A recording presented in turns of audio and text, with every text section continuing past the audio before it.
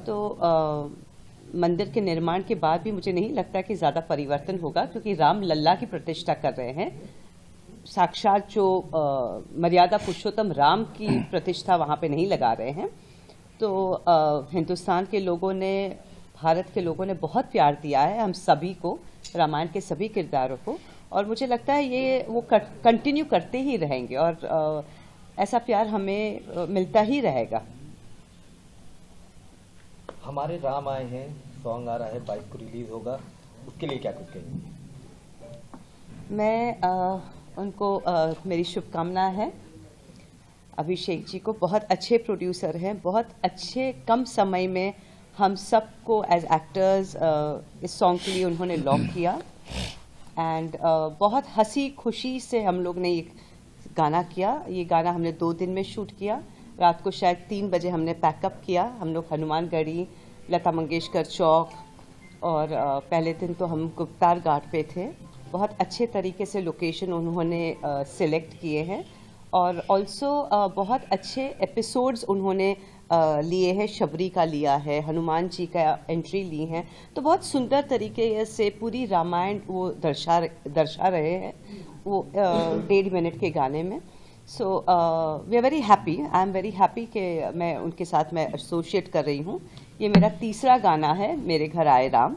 ये है हमारे घर आए राम, लेकिन ये मेरे लिए ये तीसरा गाना है और मेरे 2 गाने तो बहुत सुपर हिट हुए हैं एंड मुझे पूरा कॉन्फिडेंस है कि ये वाला गाना उसको भी सरपास कर जाएगा। बताइए क्या प्राण प्रतिष्ठा समारोह का 22 तारीख का दुनिया पर क्या असर पड़ने जा रहा है, आपको क्या अनुभव है? प्राण प्रतिष्ठा श्री राम मंदिर में हो रही है और मेरा जो अपना ख्याल है वो ये है कि ये जो राम मंदिर है ये हमारा राष्ट्र मंदिर साबित होगा। पूरे विश्व में वो संस्कृति जो पीछे थोड़े कुछ वर्षों में थोड़ी धूमिल हो गई थी, वो फिर से एक संदेश जाएगा। पूरे जो हमारी विरासत है ये संस्कृति, ये पूरे विश्व को पता लगेगी। ये मंदिर हमारा प्रेरणा स्रोत होगा विश्व के लिए। हमारी अपनी आस्था का केंद्र तो है ही, हमारा ये गौरव होगा, हमारी पहचान बनेगी इससे विश्व में। और जो हमारे मॉरल्स हैं जो सभी को अपनाने चाहिए, वो इससे सबको मिलेंगे। आज इतने लोग जो हम लोग हैं, जो सनातन धर्म को मानने वाले लोग हैं, भारतीय लोग हैं, वो तो मंदिर में उस दिन दर्शन करना चाह ही रहे हैं, लेकिन पूरा विश्व ये देख रहा है कि ये क्या हो रहा है और वो पूरा विश्व उस दिन यहाँ आना चाहता है ये जानने के लिए कि ये जो हम सुन रहे हैं क्या ये संभव है ऐसा होना। आज जो ऊर्जा है, एक इतनी पॉजिटिव ऊर्जा है हम सब के बीच में, वही शायद विश्व के और देशों को भी लुभा रही है यहाँ आने के लिए कि हम देखें। तो राम मंदिर जो है वो पूरे विश्व के लिए एक प्रेरणा स्रोत बनेगा। अच्छा, क्या आप चाहते हैं कि काशी और मथुरा का भी विवाद इसी तरह सुनेंगे? या देखिए, वो विवाद जो है वो थोड़ा सा उसे हम बाद में बात करें। आज जो यहाँ रेलेवेंसी है, नहीं, आज जो यहाँ वो हर चीज का एक अपना समय होता है, अपने समय पर वो होती है चीज। जरूर हम कर्म करते हैं, प्रयत्न करते हैं, पर समय हर चीज का आता है ना। तो आपने भगवान कृष्ण, भगवान राम के पात्र को जिया है जी, और अब उसी भगवान राम के प्राण प्रतिष्ठा में आप शामिल होने जा रहे हैं। क्या आपने कोई सोचा था कि ऐसा दिन आएगा? मंदिर बनेगा ये तो जरूर पता था, बिल्कुल है ना, ये विश्वास था पूरा। प्राण प्रतिष्ठा इस तरह से होगी, इतना बड़ा इवेंट होगा ये, इसका अंदाजा नहीं था, लेट मी टेल यू, क्योंकि मेरे अपने जीवन की ये सबसे बड़ी घटना है। तो ये इस तरह से होगी, इतना ऊर्जा होगी इसमें, पूरा देश राममय हो जाएगा, पूरा विश्व जहां जहां भी राम को मानने वाले लोग हैं, इसकी कल्पना नहीं थी। इसलिए ये जो अनुभूति है ये बहुत सुखद अनुभूति है, बिल्कुल, कि हम एक ऐसे पल के साक्षी बनेंगे जिसके विषय में हमने सोचा नहीं था कि उसका मैग्नीट्यूड इतना होगा, इतना बड़ा। सुनील जी, आपने तो भगवान राम के अनुज का किरदार निभाया था जी, और आप उसी मंदिर में आप जो प्राण प्रतिष्ठा करने जा रहे हैं, क्या आपने कभी सोचा था कि इस किरदार को निभाने के बाद हम सिर्फ उस मंदिर में प्राण प्रतिष्ठा हो रही जहां भगवान ने जन्म लिया था, वहां आप पदार्पण करेंगे? नहीं, बिल्कुल नहीं सोचा था इस तरह का। पर ये सौभाग्यशाली मैं आपको समझता हूँ कि इस तरह का मुझे इस प्राण प्रतिष्ठा में आने का मौका मिल रहा है, और बहुत कुछ जो मैं नहीं जानता था उसको जानने का भी मुझे अवसर मिल रहा है। और जो मैं समझता हूँ कि ये प्राण प्रतिष्ठा है या जो माहौल बना हुआ है इस समय, बहुत धार्मिक है, बहुत सकारात्मक है, और ये विश्व को बहुत सकारात्मक भावना देगा, और डेफिनेटली वो सकारात्मकता जो है वो विश्व में उत्पन्न होगी, इससे इसकी एनर्जी इतनी ज़्यादा होगी। कुछ लोग ऐसे हैं जिसमें जो राम को नकारते आ रहे हैं, क्या उनके बारे में कुछ बोलेंगे आप? वो नादान है, बेवकूफ़ है, मैं ये कहूँगा।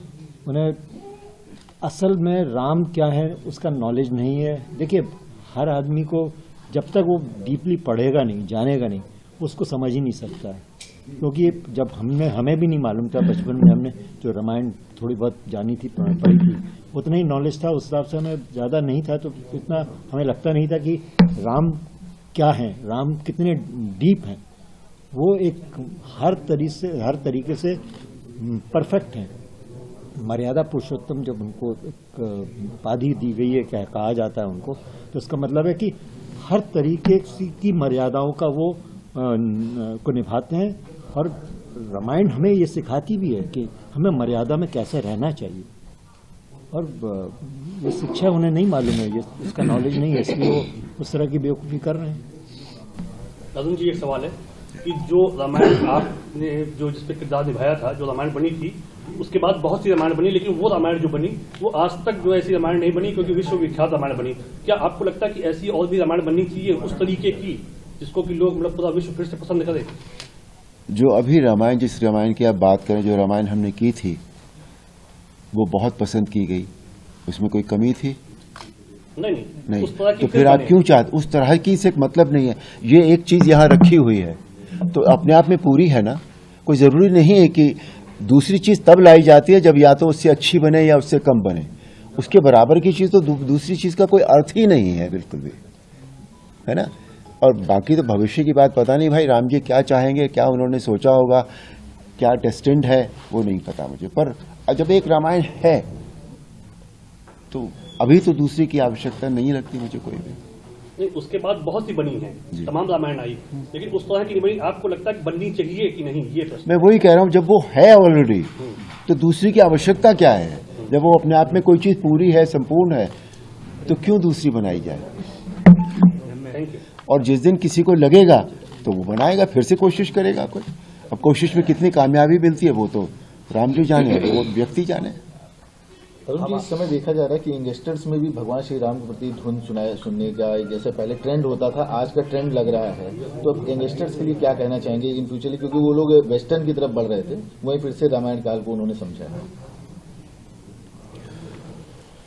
मैंने थोड़ी देर पहले भी कहा था कि हम अपनी संस्कृति से थोड़ा थोड़ा दूर होने लगे थे, लेकिन अब वो माहौल फिर से बना है। तो अब वो ये जो माहौल बना है, ये